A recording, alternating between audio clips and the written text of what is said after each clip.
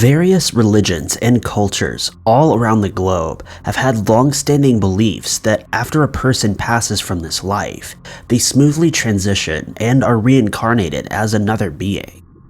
Ancient scripts and cultural mementos describe humans as passing on to become bugs, fierce animals, and in many cases, other people. Despite what you believe, these few cases, in which people have assumed to remember their past lives, will at the very least interest you. Many of these claims even have apparent evidence to support them.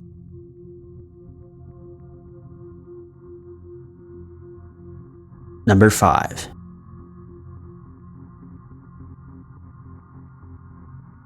Often referred to as the boy who lived before, young Cameron McCauley from Glasgow, Scotland, became a famous public figure after many compelling articles surfaced pertaining to his apparent knowledge of his past life.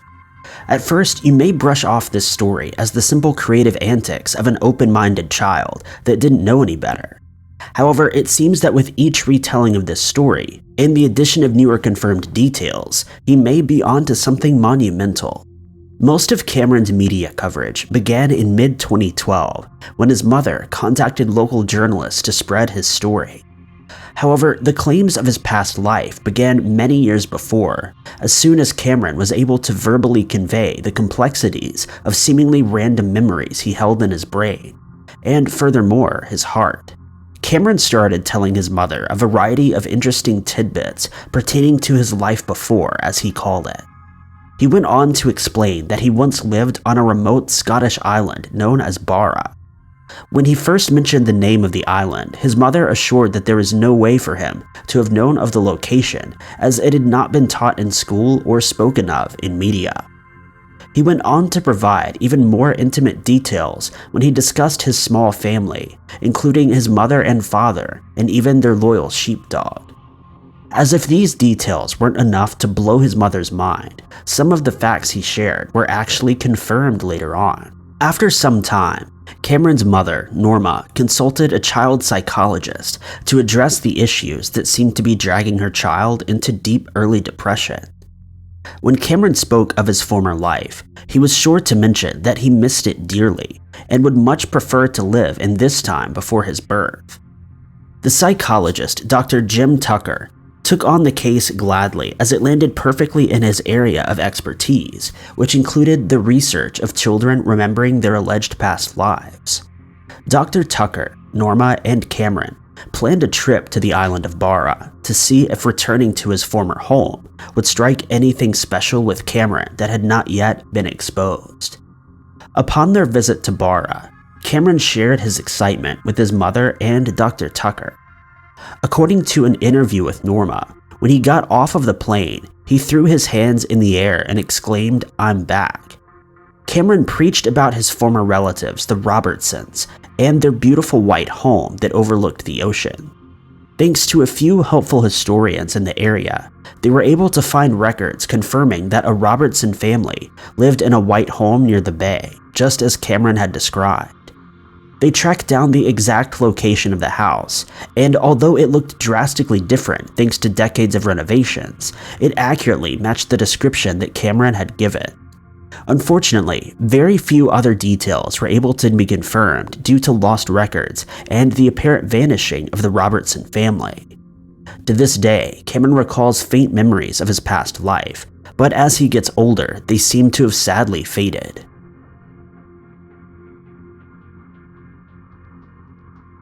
Number 4.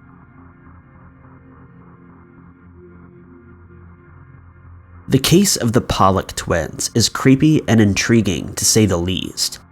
It's also perhaps one of the most famous cases of past lives being remembered. In many of these cases and others that have occurred throughout history, most people that recall their past lives recount entirely different families that lived in distant locations and never crossed paths with the reincarnated's family.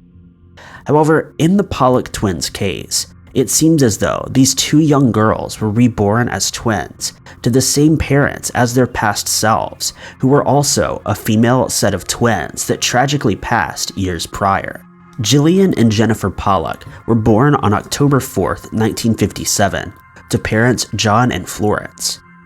They were welcomed into the world with open arms of their deeply loving parents who'd faced their worst nightmares come to life just over a year prior.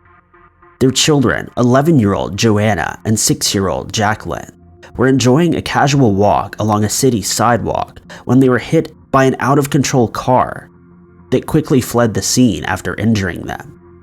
Unfortunately, they didn't survive the encounter and passed away at the scene. John and Florence endured a deep period of grief for their beautiful little girls. However, a spark of hope sprang into their lives when they found out that Florence was carrying twins. The healthy baby girls were born and raised in a genuinely loving environment. However, when they were old enough to talk, the twins started sharing shocking details with their parents.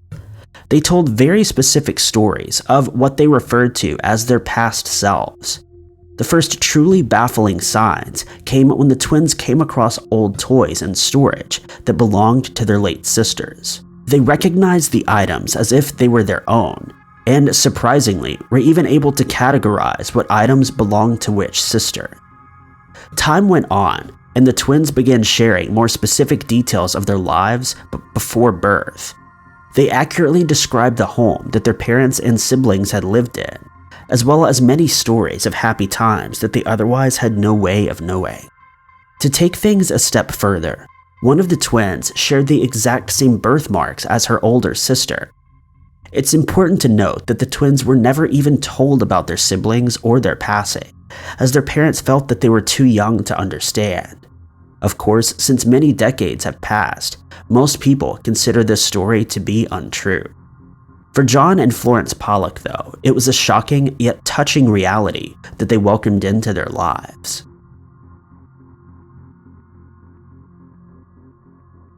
Number 3.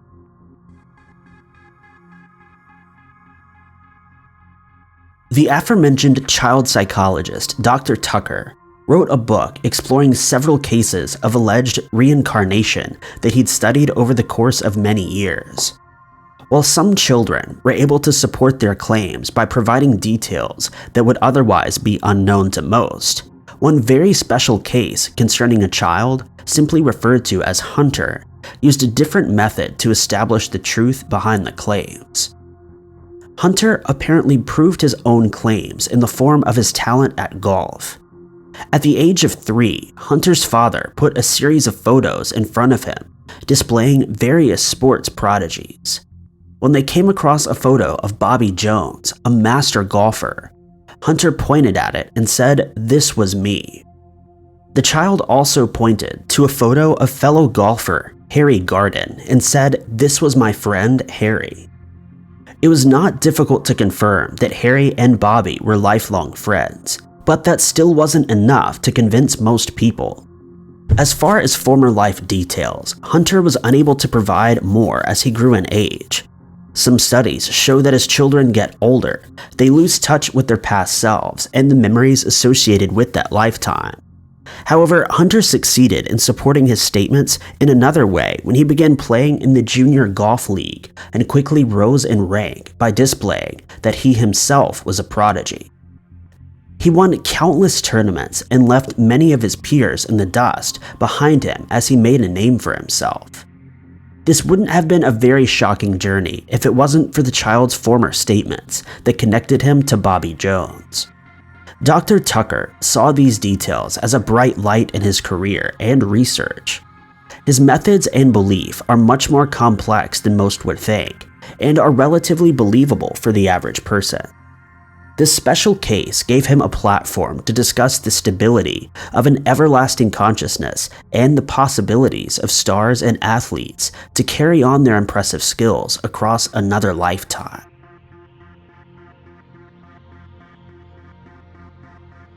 Number 2.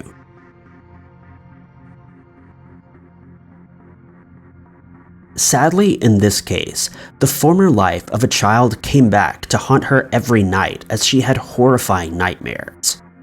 Barbro Carlin was born in Sweden in 1954, and the first few years of her life were as normal as one could hope. However, at the age of about 2 or 3, Barbara began having terrifying dreams that often left her screaming in a cold sweat in the middle of the night as she called for help. She couldn't explain much to her parents at the time, other than the simple detail that in her dreams, she was hiding in a dark place where danger was always waiting around the corner. A while later, she confronted her parents about calling her Barbara and argued that her real name was Anne. Still, the necessary details of what was afflicting their child were unknown to the Carlin family. Once she reached an age which made conveying her conflicts easier, she started to explain that her parents weren't her real parents and that her biological father would come to save her one day. She often described her troubles as living 2 lives, one which played out only in scary memories while in a dream state, and the other occurring during her waking hours. As she began to hide from society and showed signs of isolating behaviors, her family sought professional help. They were told that their daughter was perfectly normal, happy, and healthy, and that she would soon grow out of such strange behaviors. It should be mentioned that the Diary of Anne Frank had only been made available in a select few languages by this time, with Swedish not being one of them. To put it plainly, there's no way that Barbara could have known about Anne Frank's tragic life. Yet her parents began to notice a similarity in the imagery that Barbara described and that of Anne Frank. By the age of 12, Barbara had written her first poetry book, which was successfully published and, to this day, is considered one of the most famous timeless classic books in Sweden. Around that same age, Barbara began learning about the Holocaust and, of course, Anne Frank in school. Although with every new detail that she learned, she became more certain that she was once Anne. But she found the notion silly and went back to hiding the truth. A short time later, her family went on an educational vacation and made a visit to the house in which Anne Frank was hidden. Before they were able to catch a ride, Barbara admitted that she knew the way to the house. She led her parents to the location without hesitation or a single mistake, which blew their minds. Upon entering the house and the small room that Anne was hidden away in, Barbara began to have a panic attack. Yet she was also able to confirm that the room was everything she had remembered, from her dreams to possibly even her past. She explained to her mother that a specific wall once had photos tacked up. The photos were no longer present, but thanks to an employee, it was confirmed that the photos were found there and were later removed when the location was open to the public because visitors had tried to steal them. Whether or not you buy the idea that Barbara Carlin was once the famous Anne Frank, it's hard to deny these fascinating details or to imagine the fear of a young girl in this situation.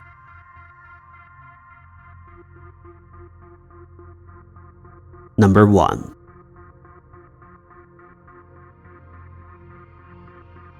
Another mind-boggling case from the research of Dr. Tucker covers the story of a young boy referred to as Ryan. Around 2015, Ryan's story hit the headlines and told of a child claiming to recall his past life as a Hollywood star from over 50 years prior. Despite the massive time gap, Ryan was able to accurately share details of Marty Martin's life. Marty began a decent yet small career in Hollywood as an extra in films and on the big stage of Broadway. Although he couldn't share an exact name, Ryan constantly told his parents about his former life in Hollywood, living lavishly among the stars with a significant income and all the material luxuries that money could buy. At this point, Dr. Tucker and the parents decided to collect a series of photos displaying the possible candidates for Ryan's claims. The child went on to select a photo of Marty. At first, it seemed that a mistake had been made, or that perhaps the claims were false. Marty was, after all, only an extra that very occasionally took on specific roles. According to the information on his career that was publicly available, it seemed far-fetched that Marty would have a large home, a gleaming swimming pool, and a collection of expensive cars on his salary. However, a deeper dive into the man's career opened up a number of doors. After dancing and acting briefly in New York, Marty moved to Los Angeles, where he focused on working as a talent agent. This field of work took off in a much larger way than Marty expected, and he soon became a millionaire with a dense resume and many photo ops in the tabloids. Ryan accurately shared details of Marty's happy life, right down to the color of his custom Rolls Royce, and the presence of live-in maids, which happened to be women of color, as Ryan had stated. As with many of these cases, Ryan was unable to recall any memories of Marty's passing, or how Ryan moved on to be reborn. Still, the details he provided added another impressive entry to the complex and shocking cases that Dr. Tucker shared in his book.